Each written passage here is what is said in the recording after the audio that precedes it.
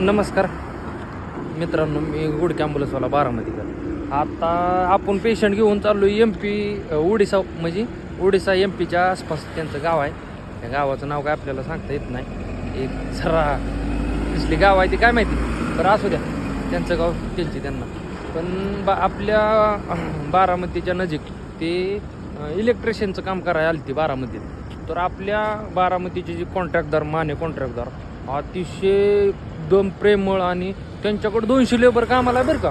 आणि त्यांनी त्या पेशंटला भरपूर पैसा खर्च केला.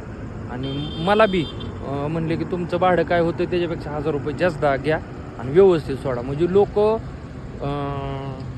भरपूर चांगलं लोकांना सांभाळतात कॉन्ट्रॅक्टदार. आणि त्यातलेच म्हणजे ते माने कॉन्ट्रॅक्टदार एक नंबर.